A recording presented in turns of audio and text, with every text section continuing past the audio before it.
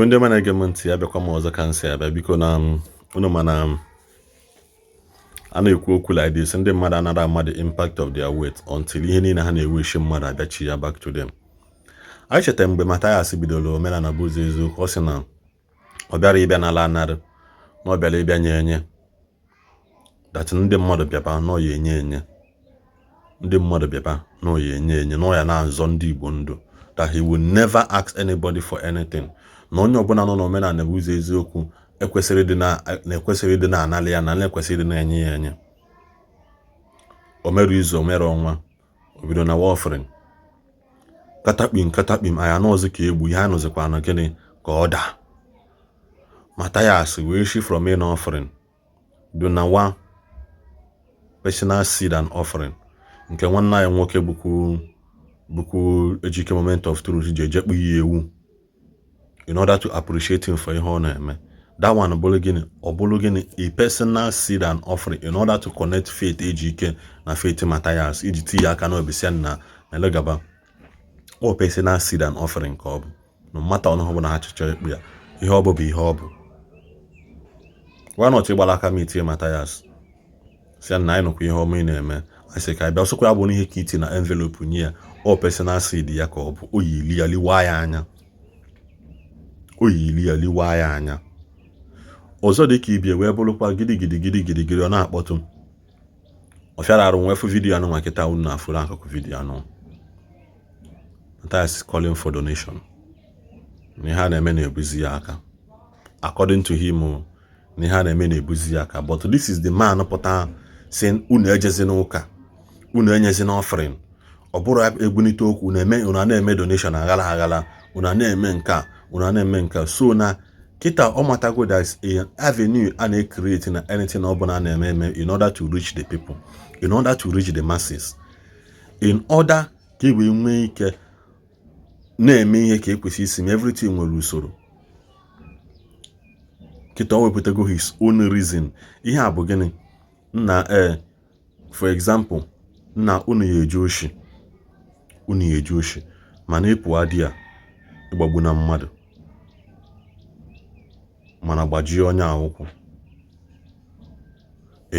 jebe oshi lue die jechi oshi bata ndị agbue mmadụ ndị agbajie mmadụ ụkwụ.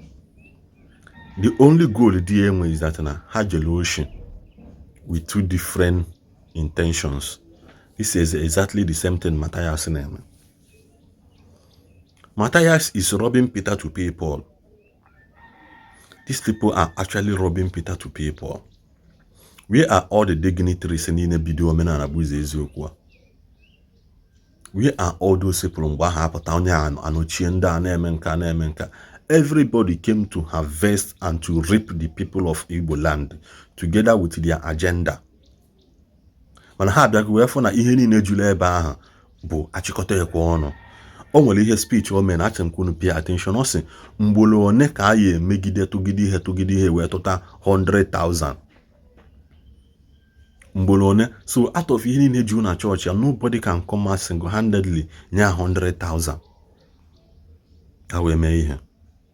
That is why you have to rally around the people ka e wee tọba onye mmalụ nke oji ya weta onye mmalụ nke oji ya weta.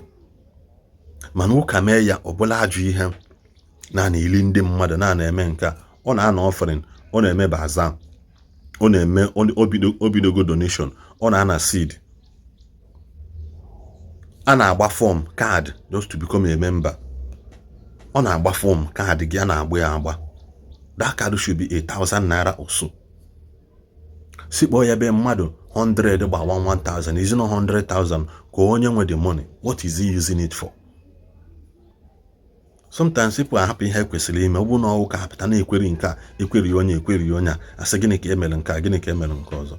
Mana this is somebody actually doing the same thing ahụ ụkpọrọ ndị mmadụ asị na ha na-emezi na. Achọrọ m ikwu ogologo okwu na n'ezie na vidiyo Mathias ka o si wee gara ndị mmadụ ebe tọba ọtụ ihele ndị niile na ebe a na-eme m. I'm totally ashamed and disappointed in all of them. Ngwanụ ka ọ dịnụ. Ebe anyị si agwọ onwe anyị ọya, ebe anyị si eme ihe dị iche iche, ihe ọ bụla ị na-atụnye ebe ị na-atụnye ịkwado onwe gị ịkwado omenala bụ ụzọ eziokwu na ndụ. Mụnwa bụ Ezeaku na Chekwube onwere anyị na-ene anya na akpa ya na this movement. Akpa ọ bụla anyị ga-ene mmadụ anya for the benefit of everybody. Nke aba nwanne anyị nwoke nọ n'Israel chụpụrụ ndị ụka nyezi anyị nnukwute họl.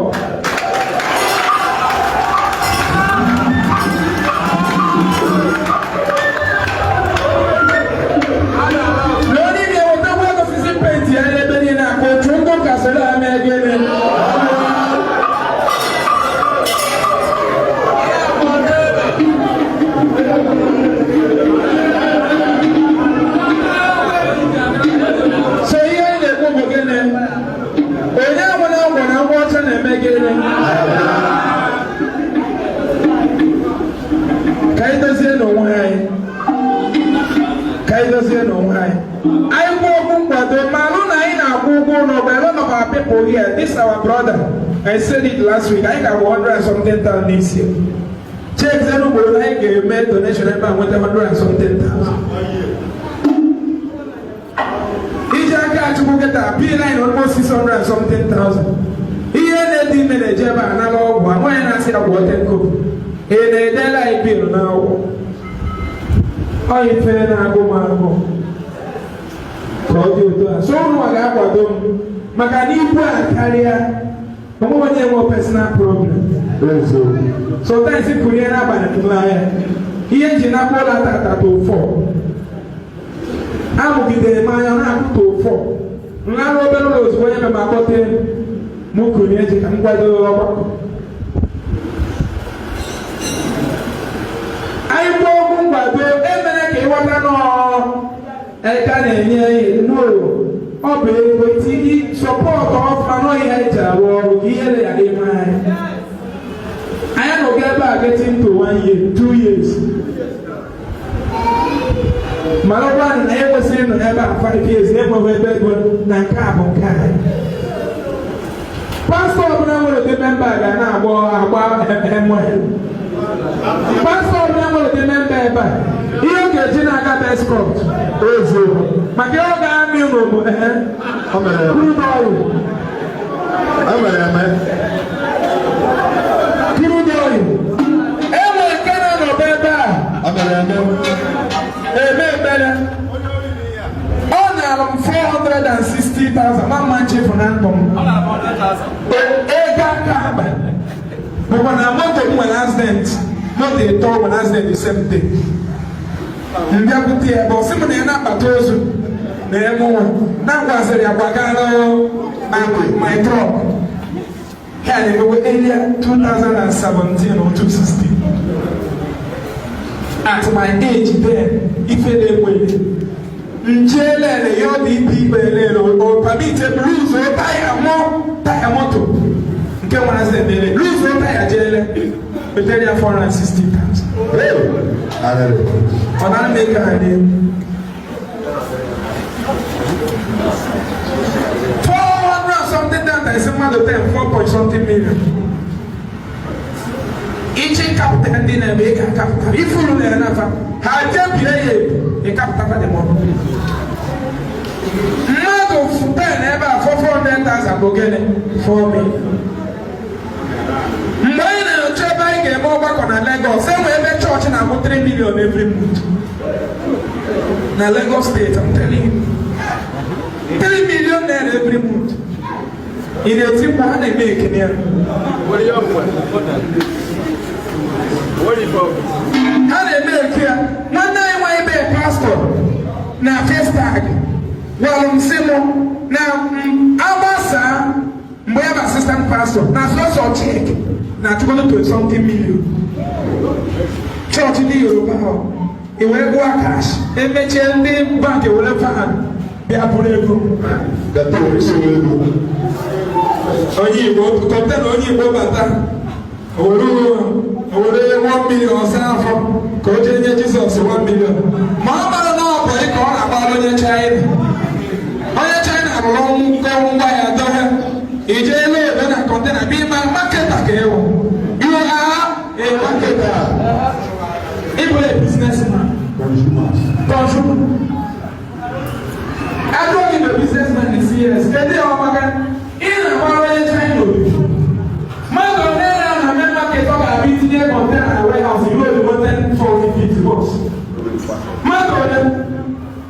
Mango, then a main market here, you get a warehouse, you know what container 40 feet, 10, you know the 12. Mango, when I see a little container down in China, it's also about the limit. If you already have 1,000 container within 1 week. Why do you 1 week out? Could you because the fact that you didn't make any, I am what can I make again. Even was sitting there every year, China and then pass the top, no problem, and yes, China was sitting there, pass the top, but they were from a year.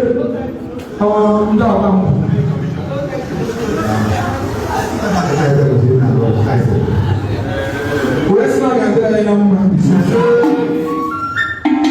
They lie now, but can't tell you what we're doing. What I know, what I know, what I know,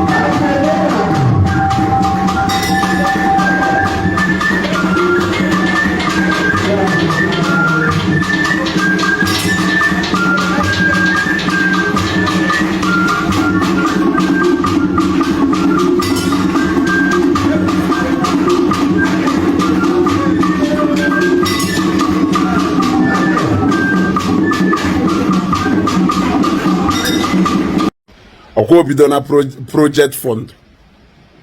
Obido na project fund. Project development fund. Obido na ono onyinya mkpuru kita oni we na Anglican church. Other whole familiar. Development fund. Enubehe na Anglican church development fund.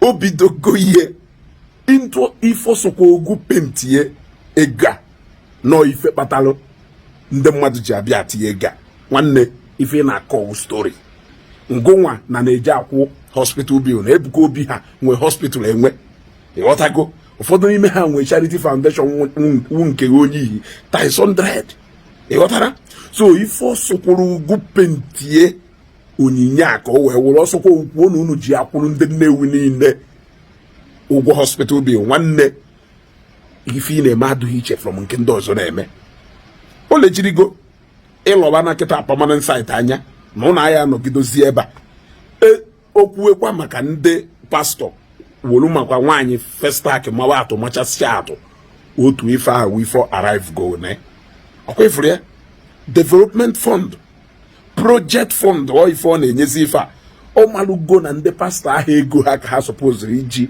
arụ ọnụ ife anọ ndị mmadụ suppose na ije weta ego a so ife ọ na-justify kịta orisi mkpatalụ o ji wee na-anakọsị ndị mmadụ ego a then afụrụ m vidio ebe ọ na-eji agwa nwaanyị kpọbala azụ n'afịa azụ a ka ọ ya awụ ojelecha pụta onye je na-enye offering n'ụka na n'ezie ndị niile a na-abịa enye this development fund abịara inye ebe gwa m mmadụ one n'ime ha kpọwara ya azụ gwa m mmadụ one n'ime ha kpọwara ya azụ o nwere onye kpọwara azụ n'ime ha ma na-eke ha nwa indomi eweta ji amarie mba ji ụzọ ịtọ ka erie ụfọdụ eweta oloka beans ama ya 2 cups nye ndị mmadụ eweta indomi ewepụta ofe indomi eweta azụ ọkpa agbagharie ya agbagharie wee kere ndị mmadụ a na-amacha ma crayfish na-eke sachet oil o nwere onye kpọbara azụ ya abịacha ụka nọrụ na-eche ka o kere ife ahụ wee naba o nwere you see the fact is that na ife niile ahụ ị na-akọndem nya ka ị na-eme kịta ịchọpụtago na o nwere onye nwe personal problem ya so tata ka ị ma na ndị pastors nwekwa personal problems ha that they can solve na ọ bụla ife niile ka ha ya eji ọkwefụrụ o lejirigo nsị na hit ya da emeghu ọga Mathias ebido na project development fund o bidoge ịghọtago ịchọzikwa sụọ oyiwo 100 minutes wee kwụsị nye dị onyinye nwanne ụka niile na-enye onyinye nwere ife ha ji onyinye ha eme ekeli eke nke niile onye ọnwụ na amụ ife nwebele oge ihe ebido seed of faith o nwebele oge ihe ebido tit ya mana ị ya apịachakwa ha ire ụsọ maka ndị mmadụ gọlebụ ị ya apịachakwa ha ire ụsọ gwa ha ife iji wee na-ana tit a gwa ha ife iji wee na-ana seed of faith ya anyị ya na ome nkịtị after offering adịgo project development fund o ife adịgoro kịta maka ife ọwụ ịghọtago anyị ya amakwa ọzọ ya adị ribe fa na ọha kwelu ribe fa ịghọtago onye ahụ wuru ka agbalụ ribe fa mana ofife m chọrọ ịgwa unu dị oyi ọsọkwa onye awụrụ nes na ife sụchasịcha nwanne onyinye ndị ọzọ na-ana ka ị na-ana ndị ọzọ niile machakwa ife eji ego ahụ eme etu isi wee na-ekwue ịghọtago ha amacha ife ejikwa ego ahụ eme ịghọtara isi ọnụ jee na-agwa ha maka nwaanyị Festac na-agwa ha maka ndị ji burion van eje inwekwa congregation nwulukwa to the point na mmadụ ya ejikwa nnukwu ego enye onyinye na-emekwe burion van abịakwa buru ego na nke ịghọtago onwe ife dị iche na ọ na-wee gị ụnụ nyetara anyị keshi na nylon ka burion van ya bịa buwedanụ na o nwere ebe iyi eburuo mgbe ndị mmadụ ya apụtawo 50,000 100,000 30,000 2010 ewee nye bịanye ụmụ onyinye agụcha ya ọka nkụ ifụna burion van ya esi na bankị bịa burie ịghọtago ebe a ka ọ ha n'ọnụ ka anyị na-aga n'ubi ka ọ ka na-abịa ndị aghụghọrụ ka agbalụ ndị aghụghọrụ ka agbalụ balụgwụnụ